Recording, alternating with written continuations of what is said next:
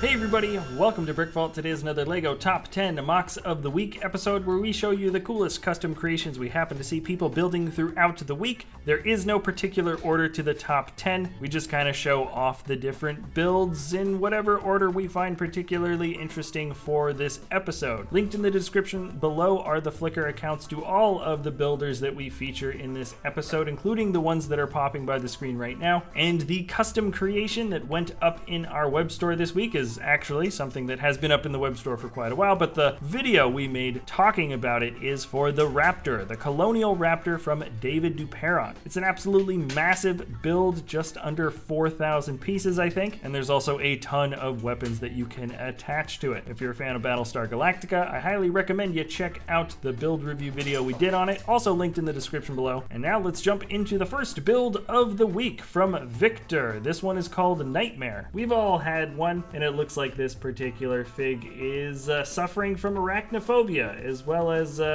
rats and snakes have filled up the bedroom. Build quality is excellent. I like the use of the printed pieces that make up the rug at the bottom. The phone cord charging on the desk is also pretty nice with the glasses, and I'd say I'd be just as freaked out if the room was full of spiders that are essentially bigger than what tarantulas are, you know, when you scale it up to human size. Now let's move on to number 9, moving down. From David Roberts, we've got a little build called Filling Station 71077345, and this is a really big throwback because it's not an octan station, but instead a shell station from a very long time ago. And David Roberts has some really fun builds with some nice, well-contained little futuristic hover vehicles. I can appreciate the little build style for the satellite as well as the hovercraft itself. Number 8, moving down, is from the designer Louis Pena. He has been making a bunch of different shelled creatures from the Paleozoic era, none of the builds of which we've actually talked about within top 10 mocks, but now that he has kind of put them all together and put them all on display,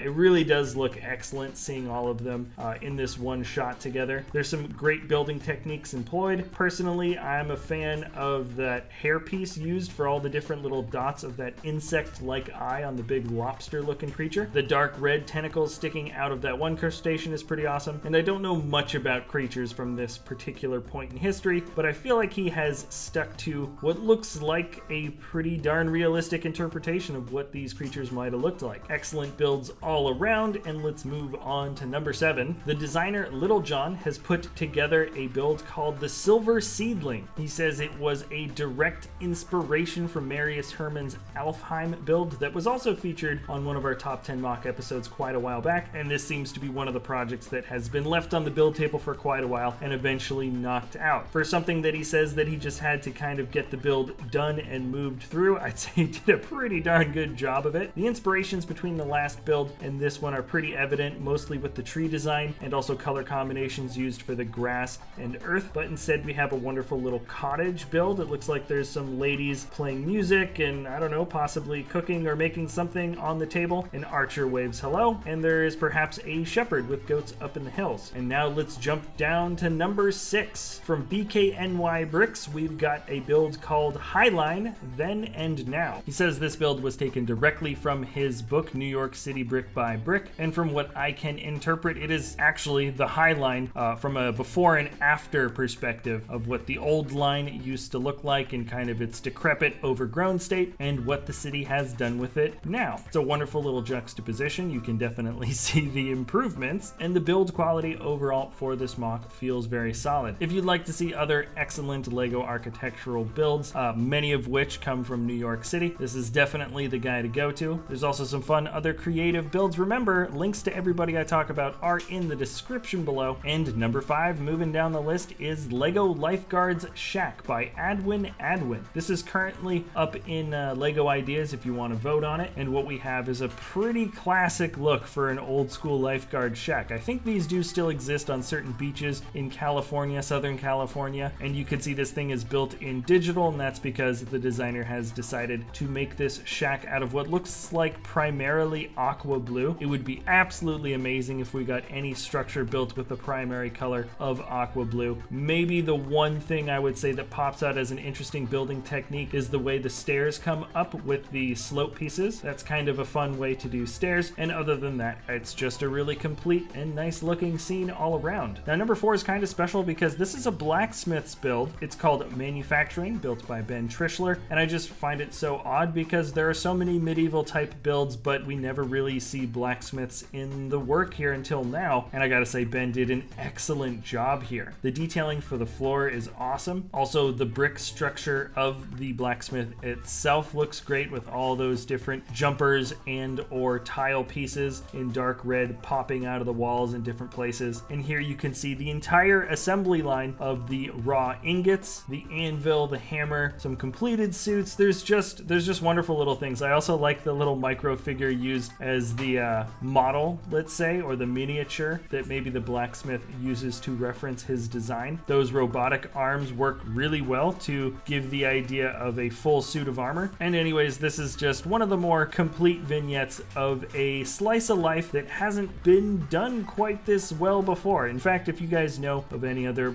medieval blacksmith Lego builds, I'd like to see them. But right now, this is on the top of my list. Let's move on to the top 3, or the last 3. From EROL, we have an amazing Lego Ford Transit Mark I CI motorhome / camper van. This guy does really good builds for sort of casual vehicles and also a lot of other stuff, but this is something that we've been following him for quite a long time. You just don't usually see this much detail, effort, and energy thrown into what is a seemingly everyday kind of vehicle you'd see coming down the road. I appreciate the oversized steering wheel. A lot of these old motorhomes really did have those giant wheels, and the scale of this is perfect. I feel like this would fit in just right with a Lego city. EROL's vehicles are absolutely top-notch. From what I can tell, he doesn't really try to focus on a certain type of vehicle and make variations on it. He just builds everything that you would see in everyday life and more. Really worth checking out this guy's Flickr. Let's move on to the historic harbor from the builder Vaionaut. This is the first time I've discovered this builder. He's got an absolute awesome plethora of detailed builds throughout the years. I'm still kind of cycling through them myself. His latest build has an absolutely amazing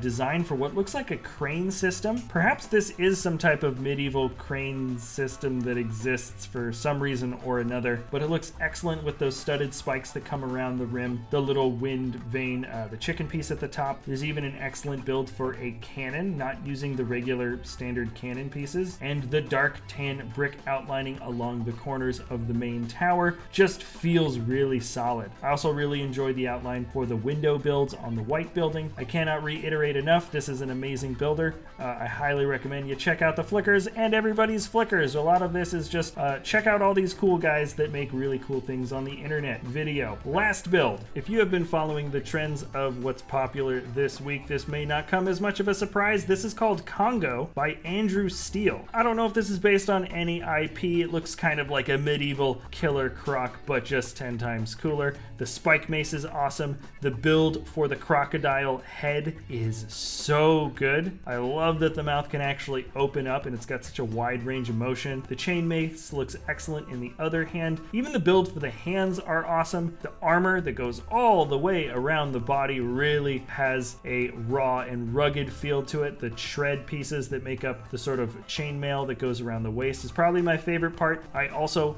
like the shoulder pauldrons. They've kind of got that Super Saiyan armor feel to it. And then the tail is maybe even the best part. I honestly can't tell you which piece of this build is the best part of the build, because every part of this build is the best part of the build. I didn't know I wanted a large brick-built Lego Crocodile Warrior until I've seen it, and this is probably one of my favorite figures I've seen built throughout the entire year so far. This is maybe on my top 10 list of actual favorite builds of the year. Check out Andrew Steele if you want to see more amazing, very large Lego brick-built creations. You will not be disappointed. And that is going to be it for this episode, everybody. Remember, if you enjoy our content, you can always like or subscribe. Links to everything I'm showing off in this video are in the description below. And thanks so much for hanging out. We'll see you next time at BrickVault.